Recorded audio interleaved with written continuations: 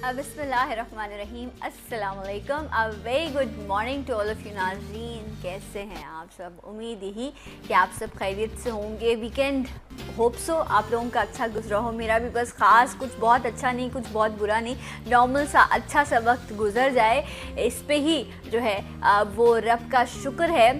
लेकिन हाँ, एक बात मैंने पढ़ी जो मैं चाहूँगी कि मैं आज आपके साथ शेयर करूँ कि अगर हम अपने पास्ट को भूलना नहीं चाहिए, लेकिन इसको इस तरह भी साथ लेकर नहीं चलना चाहिए कि वो आपके प्रेजेंट को ब्लैकमेल करने लग जाए।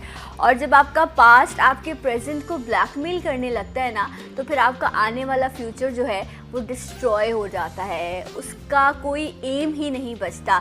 इसलिए कोशिश करें, ज़िंदगी में शायद आपने भी लोगों के साथ गलत किया होगा और लोगों ने भी शायद आपके साथ किया होगा, यही है ज़िंदगी का निज़ाम। लेकिन गुज़रे हुए कल को अपने आज पर हावी ना होने दें, क्योंकि वो आपके आने वाले कल को जो है वो ख़राब या धुंधला कर सकता है। ये मुझे बहुत अच्छी लगी बात, इसको मैंने अपनी ज़िंदगी पर भी इम्प्लीमेंट करना है और मैं चाहूँगी मेरे जितने देखने वाले हैं वो इस छोटे से फ़लसफ़े को कोशिश करें अपनी ज़िंदगी पर अमल करने की। होप्सो के ज़िंदगी में हम बेहतरी ला सके जनाब। आज का प्रोग्राम इंशाल्लाह कोशिश होगी एक बेहतर चीज़ आप तक जो है वो पहुंचाई जा सके। पहला सेगमेंट हेल्थ का होता है। आज भी हम बात करेंगे, जिसमें मैं आती हूँ सुबह सुबह, स्माइल करती हूँ, कोशिश करती हूँ, लेकिन कि अच्छा जो है वो आप लोगों को एक वेलकम दिया जा सके। बहुत सारे लोग जो स्माइल करते हुए घबराते हैं, डरते हैं, स्माइल करना चाहते हैं लेकिन नहीं कर पाते, क्योंकि जब आपके दांत साफ़ ना हो तो फिर आपकी पूरी पर्सनैलिटी ख़राब हो जाती है। बाल भी ज़रूरी हैं, अच्छे कपड़े भी ज़रूरी है, हाथ पैरों का साफ़ होना भी ज़रूरी है। इसी तरह दांतों का ख्याल रखना, दांतों का साफ़ होना जो है वो भी बहुत इम्पॉर्टेंट है। तो आज तो पहले बेसिक क्लीनिंग जो है, क्योंकि हाइजीनिक पॉइंट ऑफ व्यू से भी जो हमारे जर्म्स अंदर जा रहे होते हैं, वो जो हम खाते पीते हैं, जिस तरह हम अपने दांतों का ख्याल रखते हैं, उस पर हिफाजत होगी। अगर खुदा ना खास्ता कैविटी हो गई है, आपको दांतों में पेन है, या बड़ा एक पॉपुलर स्टेटमेंट होता है कि सेंसिटिविटी आपको फील होती है, इस पर भी इंशाल्लाह बड़े बेसिक इश्यूज़ जो हैं वो दांतों के, उस पर हम बात करेंगे। और अपनी फील्ड की एक माहिर हमारे साथ मौजूद हैं जो डेंटिस्ट है, और आज हमें अवेयरनेस देंगी कि दांतों की क्लीनिंग जो है उसका ख्याल कैसे रखा जा सकता है। मेरे साथ मौजूद है डॉक्टर आयशा खालिद। अस्सलाम वालेकुम। वालेकुम अस्सलाम। कैसी हैं डॉक्टर साहब? अल्लाह का शुक्र, ठीक ठाक। आप सुनाइए। अल्हम्दुलिल्लाह, ऑल गुड। पहले तो ये कहिए कि कितना पास्ट को आप प्रेजेंट पर हावी होने देती है? मैं तो बहुत होने देती हूँ, आप कितना होने देती हैं? हाँ, एट टाइम्स काफ़ी हो जाता है, लेकिन कोशिश करनी चाहिए सीरियसली कि जो बुरी सोचें हैं, बुरा जो आपके साथ हो चुका है, उसको कम से कम आप ना याद करें, अच्छी चीज़ों के साथ चलें आगे। हाँ एग्जैक्टली, ताकि अच्छी और यादें बनाई जा सके ना। राइट जनाब, variety is the spice of life, कभी मत भूलिएगा। सो आज डॉक्टर साहिबा से हम दांतों की सफाई के हवाले से बात करेंगे। आप कॉल कर सकते हैं, नंबर है 0213222270। आप कॉल करके अपना मैसेज लिखवा सकते हैं। आपका जो सवाल है, जो आपका प्रॉब्लम है, वो मैं ज़रूर प्रोग्राम में जो है वो शामिल करूँगी। डॉक्टर साहिबा, कितना ज़रूरी है दांतों का ख्याल रखना या उनकी सफाई करना? बहुत ज़रूरी है, और मैं कहती हूँ अपनी सेहत का अगर आपने ख्याल रखना है तो स्टार्ट ही होता है। वंस अगेन वेलकम बैक, सलाम पाकिस्तान नाज़रीन। हम आज बात कर रहे हैं डेंटल प्रॉब्लम्स पर, जो आपके दांतों के इश्यूज़ हैं, चाहे सेंसिटिविटी हो, प्लाक का प्रॉब्लम हो, या कैविटी हो जाए, जिसे कहा जाता है कि दांतों में कीड़ा लग गया है। सो इस पर बात होगी। ब्रेक पे जाने से पहले डॉक्टर साहिबा आयशा खालिद हमारे साथ मौजूद हैं, जो बात करी थी कि प्लाग और सेंसिटिविटी हो जाती है जब आप बहुत ज़्यादा ब्रशिंग, गलत तरीके से आप ब्रशिंग करते हैं। डॉक्टर साहब पहले तो बता दीजिए सही तरीका क्या है? हम नॉर्मली यूँ ब्रश किया जाता है, यूँ ब्रश करना चाहिए? बिल्कुल, जो हमारे ऊपर के दांत हैं, जो हम अपर टीथ कहते हैं, उनको ऊपर से नीचे ब्रश लेकर आना है, और नीचे के दांतों को, मैं सामने की बात कर रही हूँ, नीचे से ऊपर लेके जाना है। ओके। हमारे जो मोलर्स ये कहलाते हैं, जो दाढ़ें हैं हमारी, इनको सर्कुलर मोशन में साफ करना होता है। गेंद चबाने वाली सतह, अंदर की सतह, सबसे लास्ट एंड मोस्ट इम्पॉर्टेंट हमारी ज़बान। ज़बान को साफ़ करना बहुत ज़्यादा इम्पॉर्टेंट है। बहुत सारे लोगों को ब्रश से भी और वैसे भी अपनी ज़बान को साफ रखें बिल्कुल। लोगों को बहुत ज़्यादा कंप्लेन होती है कि हमें वॉमिटिंग होती है, हम टंग नहीं क्लीन कर सकते। शुरू में होता है, पर आहिस्ता आहिस्ता आप यूज्ड टू हो जाते हैं। कोशिश ज़रूर करनी चाहिए। तो यानी कि बच्चे जब माएँ अपने बच्चों को ब्रश कराएं तो उसी वक्त टंग क्लीनिंग कराएं, ताकि उनको वो प्रैक्टिस हो जाए, वो यूज्ड टू हो जाए। बिल्कुल। और क्लीनिंग से मुझे बच्चों में याद आया कि जब एक बच्चा पैदा होता है तो उस वक्त से उसके मुंह की सफाई करनी है। जो मदर है वो एक फिंगर ब्रशेस मिलते हैं, बहुत सॉफ्ट से होते हैं मदर्स के लिए, वो यूज़ करें। उससे उसकी टंग भी क्लीन करनी है स्पेशली, क्योंकि जो मिल्क जो है वो वहाँ बिल्कुल वहाँ पे वो जमा हुआ होता है, उसकी सफाई बहुत ज़रूरी है, वरना मुंह में छोटे बच्चों को इन्फेक्शन हो जाता है। पहला दांत आने से भी पहले ओके क्लीनिंग शुरू। एक्चुअली तो मुझे पता है कि जब पहला दांत आया उस वक्त माएँ जो हैं वो बहुत सॉफ्ट ब्रशेस आते हैं जो आप फिंगर पर अपने वो कर लेते हैं, उससे वो क्लीनिंग करती है। बट आप कह रही हैं उसका भी इंतजार नहीं पहले जी, जो उसका मुंह है, बल्कि एक बहुत कॉमन ग्लिसरीन आती है माउथ में यूज़ करने की। आप कुछ नहीं तो कॉटन अपनी फिंगर पे रोल कीजिए और वो ग्लिसरीन से आप सिर्फ उनका मुंह वाइप कर दें, पर ज़रूरी है, करना चाहिए। राइट। अच्छा, नॉर्मली आप बच्चों को देखें जो उनके मिल्क टीथ होते हैं, जो दूध के दांत होते हैं, उसमें उनको बहुत ज़्यादा कैविटी, कीड़ा, अजीब से, कुछ लोगों की तो बड़े प्यारे पर्ल जैसा लग रहा होता है, पर्ल्स जो हैं वो रखे हुए मोती जैसे पिरोए हुए दांत होते हैं, और कुछ के बहुत ही ख़राब हो चुके होते हैं, क्योंकि अक्सर माएँ बॉटल फीडिंग पर बच्चे होते हैं, वो बॉटल लगी हुई है, उससे भी कैविटी हो जाती है। बिल्कुल, बॉटल फीडिंग बहुत बड़ा जो है वो इशू है। वो हम लोग अपने पेशेंट्स को अवेयर करने की कोशिश ज़रूर करते हैं कि स्पेशली रात को बॉटल्स लगी हुई जो रहती हैं जिन बच्चों को, उनको बहुत प्रॉब्लम क्रिएट करती हैं। और आगे के दांत आपने देखे होंगे बहुत सारे बच्चों के ख़राब होते हैं, वो बॉटल फीडिंग बहुत मेन रोल है। अगेन स्वीटेंड मिल्क नहीं होना चाहिए, मीठा दूध नहीं होना चाहिए। दूध को जो है वो फ्लेवर्स नहीं डालें, उसमें चीनी का इस्तेमाल ना करें। Let it be simple. जैसे आप किसी डेंटिस्ट के पास जाइए, आप अपना चेकअप कराइए। अब उसके बहुत सारे रीजंस, अगेन मैंने आपको बताया कि आपके अगर गम्स प्रॉपर नहीं है, रिसेशन हुई हुई अपनी जगह से नीचे हैं, तब वो सेंसिटिव होंगे, तो उसके लिए डिफरेंट ट्रीटमेंट्स हैं। स्केलिंग रिक्वायर्ड होती है, बाज़-औक़ात पॉलिशिंग से फ़र्क पड़ता है। उसके बाद ये है कि आपके कोई कैविटीज़ ना हो। कैविटी, अगेन मेरे पास ये मॉडल्स हैं, अगर मैं आपको थोड़ा सा इससे एक्सप्लेन करना चाहूँ तो ये एक नॉर्मल जो अगर कैविटी आपकी इस स्टेज पे भी पहुँच गई है, अगर कि कैविटी आपकी ये डेंटिनल लेयर है, ये वाली जो पल्प है ना, ये नसें आ रही होती है दांत के अंदर, इससे ऊपर जो ये लेयर है ये डेंटिनल लेयर कहलाती है। अगर इधर तक भी कैविटी पहुँच गई है तो अगेन दांत सेंसिटिव हो जाएगा। अच्छा, अभी इसने नर्व्स को टच नहीं किया, बट सेंसिटिविटी शुरू हो जाएगी। अच्छा, इस स्टेज पे सेंसिटिविटी होगी, कोल्ड होगी, वो सिवियर पेन वाली कंडीशन नहीं है। सिवियर पेन वाली कंडीशन होगी इस स्टेज पे जब ये कैविटी जो है पल्प को इन्फेक्ट कर देगी, तब इस वक्त होता है severe pain.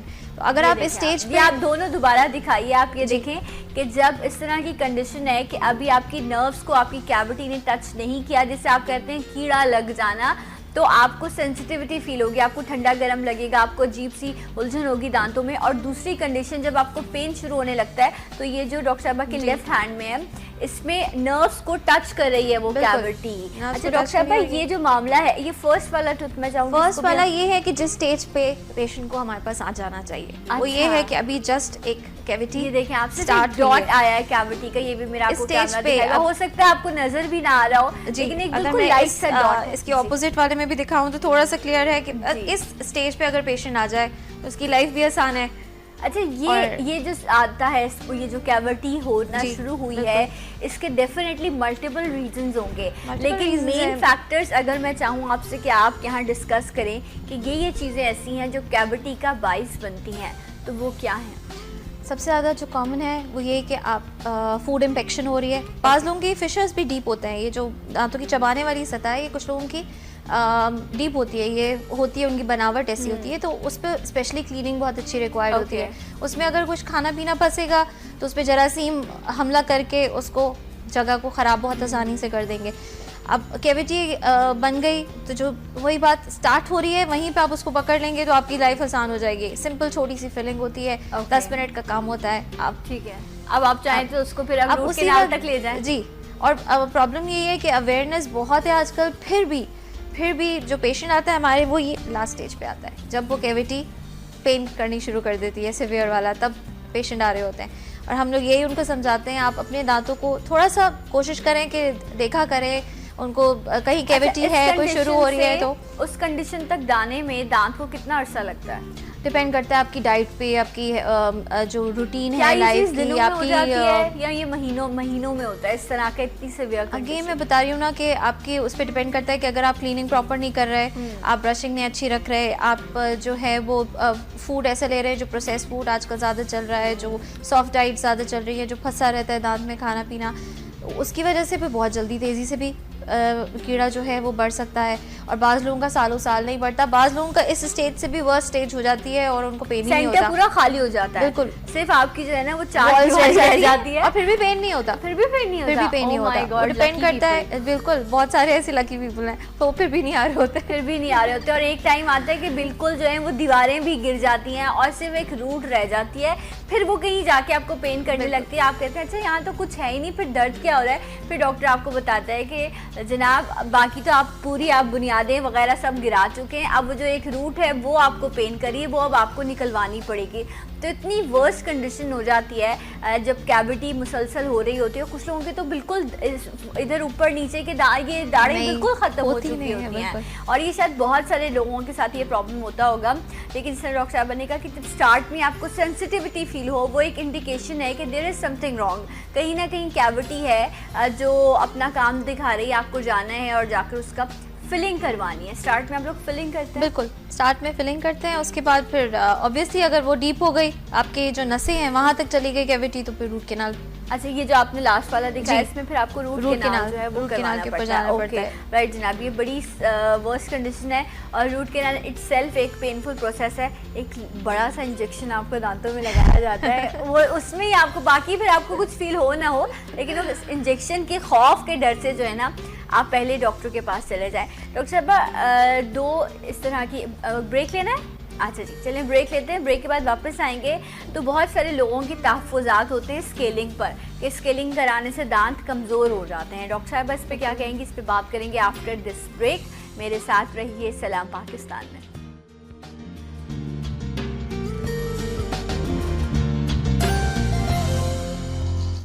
Once again welcome back सलाम पाकिस्तान नाज़रीन। डॉक्टर आयशा खालिद हमारे साथ मौजूद हैं।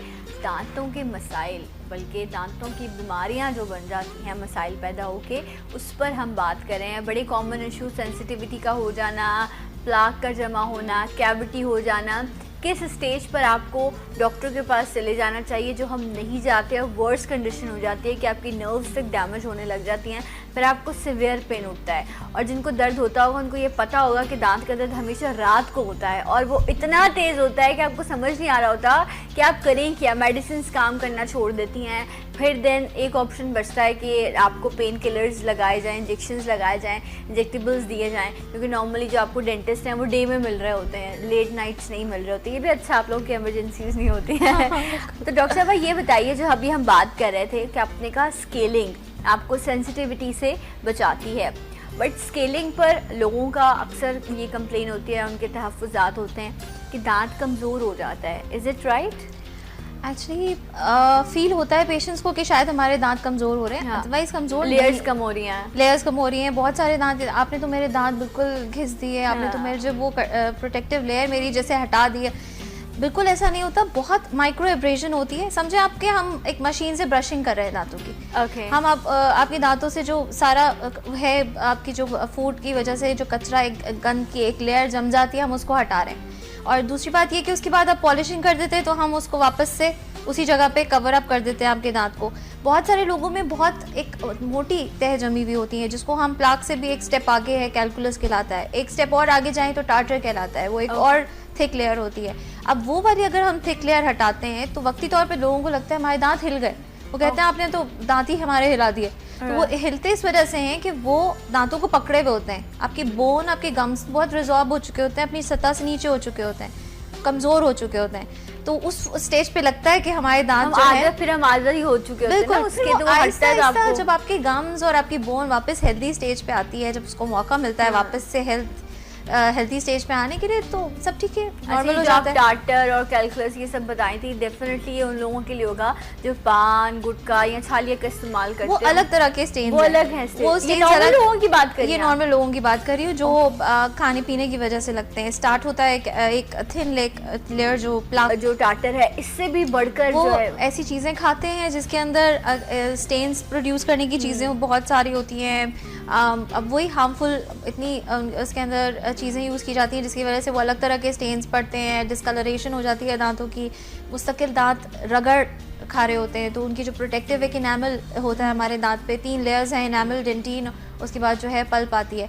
तो जो इनामल है वो घिस जाता है सारा, वो ऊपर वाली लेयर घिस जाती है, तो अंदर की जो लेयर है हमारी डेंटिन जिसे हम कहते हैं वो येलोइश होती है, टिंज वो वाली आ जाती है। और अगेन वो अगर डिस्कलर्ड हो जाए तो वो परमानेंटली डिस्कलर्ड हो जाती है। और फिर वो अलग प्रॉब्लम्स उनको होते हैं। सेंसिटिविटी बहुत कॉमन है, आप अमूमन नोट करेंगी जो पान छालिया या ये चीज़ें इस्तेमाल करने वाले हैं वो ठंडी चीज़ों को अवॉइड करते हैं क्योंकि उनके दांत सेंसिटिव होते हैं, उनकी ज़बान पे जो है उसकी भी लेयर्स हट जाती हैं और उनके टेस्ट बड्स भी काम नहीं कर रहे होते। आप उनसे नमक मीठा नहीं चखवा सकते, उनको नहीं पता क्योंकि उन्होंने इन चीज़ों का इस्तेमाल कर करके बिल्कुल नम कर देते हैं वो अपने इस हिस्से को, जो अल्लाह की खूबसूरत तरीन नेमत है कि आप हर चीज़ का जायका ले सकते हैं, आप हर चीज़ को महसूस कर सकते हैं। बट ये अपनी गलतियां हैं जो हम खुद अपनी मर्ज़ी से जो है वो कर रहे होते हैं। आप लोग काफ़ी समझदार लोग हैं, हमारा काम है ये आपको बताना किस चीज़ का क्या नुकसान है, बाकी फ़ैसला आप खुद करेंगे अपने लिए। डॉक्टर साहबा, आपने कहा कि स्केलिंग से दांत को नुकसान नहीं पहुँचता बल्कि आपकी दांत की अच्छी बेहतर क्लीनिंग हो जाती है। कितने अरसे बाद स्केलिंग करा लेनी चाहिए? हर 6 मंथ्स बाद आपको अपने डेंटिस्ट को विजिट ज़रूर करना चाहिए। अगर आपको नीड होगी तो वो आपको बता देंगे। और बाज़ात आपको 2 इयर्स तक अगर आप अच्छी मेंटेन रखते हैं अपनी ओरल हाइजीन तो 2-3 इयर्स तक भी ज़रूरत नहीं पड़ती। लेकिन मैं तो डॉक्टर के पास उस वक्त जाऊंगी जब मुझे दर्द होगा, वरना तो मैंने डॉक्टर के पास जाना ही नहीं है। अल्हम्दुलिल्लाह मेरे दांत ठीक है। यही तो गलत सोच है। आप कुछ नहीं, एक विजिट करवाने के लिए थोड़ा सा टाइम निकाल के चले जाएँ। हर 6 महीने बाद कुछ आपको अगर कोई कैविटी डेवलप हो रही होगी आपको पता चल जाएगा, जो आप खुद नहीं नोट कर पा रहे वो आपका डेंटिस्ट नोट कर लेगा, तो आपकी लाइफ बहुत आसान हो जाएगी। क्या ज़रूरत है इतनी पेन में तक जाने की, पहले ही उस डीप इन्फेक्शन हो जाता है आपको। बिल्कुल, और जब वो पेन होता है तो जो लाइफ होती है वो पेशेंट की वो हेल हो जाती है। बिल्कुल, आप ना बोल सकते हैं ना आप काम कर सकते हैं। स्वेलिंग, इन्फेक्शन, दर्द का होना, जिस तरह अभी मैं जिक्र करी थी कि बहुत सिवियर पेन होता है। और ब्लड सर्कुलेशन, अमूमन जब हम एक्सट्रैक्शंस करते हैं, सर्जरीज करते हैं जिस साइड पे हम कहते हैं उस करवट पे मत आप 24 आवर्स के लिए सोइएगा, क्योंकि जितनी ब्लड सर्कुलेशन उधर आएगी आपकी पेन स्वेलिंग बढ़ेगी। तो ये रीज़न भी बहुत होता है। दूसरा ये कि सबसे बड़ा कि आपका एक आप रिलैक्स होते हैं, आपको ज़्यादा ध्यान भी अपनी उस सेहत की तरफ जाता है। बुखार भी आप देखिए रात को ज़्यादा तेज होता है, दर्द है तो फिर आप मुँह करते हैं, आप अपने आप को फ्री ना करें। और सेकेंडली तो मतलब आप फिर ये तो एक अजीब सी बात हुई ना कि अगर आप लेटेंगे तो आप रेस्ट करेंगे तो आपको दर्द शुरू हो जाएगा। इसका मतलब है कि आप ट्रीटमेंट इम्पॉर्टेंट है, बाकी ये सारे ये बड़े लेम एक्सक्यूजेज हैं। और मैं इसलिए बात इन पर इसलिए कर रही हूँ कि ऐसा हो जाता है, मेरे साथ भी होता होगा, आप लोगों के साथ भी होता होगा, ये चीज़ हो जाती है अक्सर, आपको दांत में इस तरह पेन होता है। अगर मैं ये आपसे जानूँ कि दांत में दर्द है तो उस टाइम पर मोस्ट कॉमन आप लोग क्या रेकमेंड करते हैं कि आप ये कर लें, उससे आप उस टाइम पर दांत को ट्रीट कर सकते हैं या पेन को कम कर सकते हैं? सबसे पहले तो एक एंटीबायोटिक कवर देते हैं अच्छा सा, ताकि उससे आपका जो इन्फेक्शन जो कैविटी अगर आपकी नसों तक पहुंच जाती है तो वो इन्फेक्शन क्रिएट करती है। तो इन्फेक्शन को कवर करने के लिए एक अच्छा एंटीबायोटिक कवर देते हैं विद पेन किलर्स, जो आपका पेन भी कम करें। उसके बाद फिर हम यही रेकमेंड करते हैं कि अगर रूट कैनाल की ज़रूरत है तो आप रूट कैनाल करवाइए, अगर आपको स्केलिंग की ज़रूरत है आप स्केलिंग करवाइए, जो ट्रीटमेंट रिक्वायर्ड होती है फिर हम उसको करते हैं। अच्छा, और जब बेसिकली इन्फेक्शन हो तो एंटीबायोटिक्स प्रिस्क्राइब की जाती है। एंटीबायोटिक्स प्रिस्क्राइब की जाती हैं। आप जब आपको पेन होगा तो आपने अपनी मर्जी से एंटीबायोटिक नहीं लेनी, ये भी आपका डॉक्टर डिसाइड करेगा। यस, आप पेन किलर्स ले सकते हैं, ये एक ऑप्शन है। अक्सर लोग जो है वो क्लोव या लौंग का इस्तेमाल करते हैं, वो रख लेते हैं। डेफिनेटली बहुत सारे लोगों को उससे फ़ायदा होता भी होगा। इट डिपेंड्स कि आपको कितना डीप कैविटी है, आपको इन्फेक्शन कितना बढ़ गया है। फिर आप बेचारी उस लौंग को या उस क्लोव को आप वो कसूरवार नहीं ठहरा सकते कि उससे ठीक नहीं हुआ, आपने अपना दांत खुद खराब कर लिया है। गम्स भी हो जाते हैं इसकी वजह से। बिल्कुल, गम्स में इन्फेक्शन अगर इन्फेक्शन ज़्यादा सिवियरिटी की तरफ चला जाता है तो फिर जब आपकी पल्प इन्फेक्टेड हुई है तो पल्प के साथ आपकी बोन होती है, बोन इन्फेक्टेड हो जाती है, फिर स्वेलिंग गम्स पे भी आती है, उसका नतीजा ये होता है। तो वो एक और सिवियर केसेस में होता है कि गम्स में भी स्वेलिंग आ जाती है, वो हो रही होती है आपकी बोन में स्वेलिंग जो आपके गम्स से रिफ्लेक्ट होती है। तो ये सारे फैक्टर्स होते हैं जब शदीद इन्फेक्शन हो जाता है। शदीद इन्फेक्शन, फिर उसमें यह है कि एंटीबायोटिक्स के थ्रू उस इन्फेक्शन को कम किया जाता है, देन फिर डॉक्टर जो है वो आपको ट्रीटमेंट की तरफ लेके जाते हैं। अच्छा, अगर दांत में कैविटी हो गई है, दांत ख़राब होने लग गया है, और तो ऑप्शंस क्या क्या हैं आपके पास? एक तो आपने कहा फिलिंग है, देन रूट कैनाल है, यही दो ऑप्शंस हैं जिनके थ्रू आप दांत को सेव कर सकते हैं, क्योंकि आप लोग भी एंड टाइम तक कोशिश ये करते हैं कि एक्सट्रैक्शन ना की जाए, सेव कर लिया जाए। तो बिल्कुल, मैं अपने पेशेंट्स को, बल्कि बहुत सारे पेशेंट्स इतनी सिवियर पेन में आते हैं, वो घबरा रहे होते हैं कि बस इसको निकाल दें, दांत को निकाल दें बस। उनको मैं यही समझाती हूँ कि इस वक्त आप पेन में हैं, इसलिए आपको ये हो रहा है, आप दवा खा के देखिए, आपको आराम आएगा, फिर आपको समझ आएगी कि अब मुझे कुछ करना चाहिए। तो आप उसको सेव करने की कोशिश कीजिए, रूट कैनाल के ऊपर जाइए, रूट कैनाल नहीं हो सकता तो ज़ाहिर एक्सट्रैक्ट किया जाता है, उसके बाद आप उसको रिप्लेस करवा सकते हैं, ब्रिजेस होते हैं, इम्प्लांट्स आजकल बहुत ज़्यादा है, अच्छी ट्रीटमेंट है अगर आपके लिए अफोर्डेबल है और अफोर्डेबल है, सबसे बड़ी बात, तो वो बहुत अच्छा ऑप्शन है, आप उसकी तरफ जाइए। अच्छा, आप जब भी किसी अच्छे डेंटिस्ट के पास जाएंगे ना, तो वो आपको यही कहेगा कि आप अपने दांत को सेव करें, क्योंकि जो नेचुरल चीज़ की बात होती है ना, जो अल्लाह की तरफ से आपको मिली है, उसका फिर आप इम्प्लांट भी करा लें, हज़ारों रुपए भी आप खर्च कर लें, लेकिन आप उसको जो है उसका आपको नेमल बदल नहीं मिल सकता। बट यस, यहाँ जो हमारे पास जितने भी डॉक्टर्स बैठे हुए हैं, जिनको शायद डिग्रीज भी नहीं है, पढ़े लिखे भी नहीं है, सदर में बैठे हुए हैं, इधर उधर बैठे हुए हैं, वो उनके लिए सबसे आसान काम है दांत निकालना, और वो आसानी से आपको जो है, वो आपकी ख्वाहिश हो या ना हो, वो आपके दर्द में आपका दांत निकाल देंगे। तो प्लीज़ दांतों के मामले में, क्योंकि दांतों से लोगों को अक्सर ये भी केसेस नोट किए गए हैं कि कैंसर भी हो गया है मिस हैंडलिंग की वजह से, या और मल्टीपल रीजंस हो जाते हैं बीमारी के, तो इसलिए अवॉइड करें, अच्छे डॉक्टर के पास जाएं। थोड़ा पैसा खर्च होगा, लेकिन फिर भी आप जो है वो अपने प्रॉब्लम्स को बचा सकते हैं। डॉक्टर साहब, हमारे यहाँ पर तो ट्रीटमेंट फिर भी अफोर्डेबल है अगर आप कंपैरिजन करें बाकी ममालिक से। बिल्कुल, बहुत ज़्यादा अफोर्डेबल है, बल्कि बाहर से पेशेंट यहाँ पे टिकट्स का खर्चा कर लेते हैं, यहाँ पे शॉपिंग कर लेते हैं, आराम से अपने रिश्तेदारों से मिल लेते हैं, वो सब उनके ऊपर जो है भारी नहीं पड़ता, और दांतों की ट्रीटमेंट भी करवा के यहीं से जाते हैं। एग्जैक्टली, वहाँ पे बहुत एक्सपेंसिव है, बहुत सारे लोग यहाँ आते हैं और आकर अपना ट्रीटमेंट कराते हैं। अच्छा डॉक्टर साहब, मुझे एक दो चीज़ें आपसे और जानिए कि जिस तरह हम बात कर रहे थे कि नॉर्मली लोगों को जो मोलर्स होते हैं उनमें ज़्यादा कैविटी का प्रॉब्लम होता है, फ्रंट पर इतना प्रॉब्लम नहीं होता, ऐसा क्यों है? अच्छा, मैं अपनी प्रैक्टिस में देखूँ तो फ्रंट पे भी बहुत सारी कैविटीज के साथ पेशेंट आते हैं। मोलर्स में ऐसे बैक साइड पे जो आपके दांत हैं, अगेन वही मैं आपको थोड़ा सा अगर मॉडल से समझाना चाहूँ तो इसमें देखिए आप ये फिशर्स बने हुए, फिशर्स इनको कहते हैं, और ये डीप होते हैं, हमारी नॉर्मल जो सतह है, अपने हाथ बाज़ लोगों के जो मुंह में होते हैं ये फिशर्स बहुत डीप होते हैं, आप अपने मुंह के अंदर भी देखेंगे तो आपको पता चलेगा कि ये ज़्यादा डीप है, तो इसके अंदर जो है खाना आराम से फंस जाता है। और अगर आप क्लीनिंग नहीं सही प्रॉपर कर पा रहे तो वो खाना जो है वो जो हमारे मुंह के अंदर बैक्टीरियाज हैं वो उसको चेंज कर देंगे और कैविटी बना देंगे, उसके अंदर एक्ट करते हैं और उसको कीड़ा डेवलप हो जाता है उसकी वजह से। तो अगेन मोलर्स में ये इनकी जो एक बनावट है वो ऐसी है। आगे के दांतों में ऐसा नहीं है, आगे के दांतों में दांत स्लिप कर जाता है। आगे के दांतों में अमूमन कैविटीज़ होती हैं तो उनके नेक पे ज़्यादा कॉमन है। जो दांतों की नेक वाला एरिया होता है, जो मसूड़ों के साथ वाला एरिया होता है, वहाँ होता है, वो लैक ऑफ ब्रशिंग होती है। अच्छा, तो आप कह रहे हैं इसमें जो है वो स्टोर होने के जो है वो आपको कैपेसिटी मिलती है, तो इसलिए जो है आपके जो बैक साइड के दांत हैं या दाढ़ें जो हैं, जो आपके मोलर्स हैं, उनमें ज़्यादा जो है वो प्रॉब्लम होता है। अगर आप अच्छे क्लीनिंग करेंगे, हम भी अपने फ्रंट दांतों को अच्छे से साफ़ कर लेते हैं, अपने मोलर्स को साफ़ ही नहीं करते।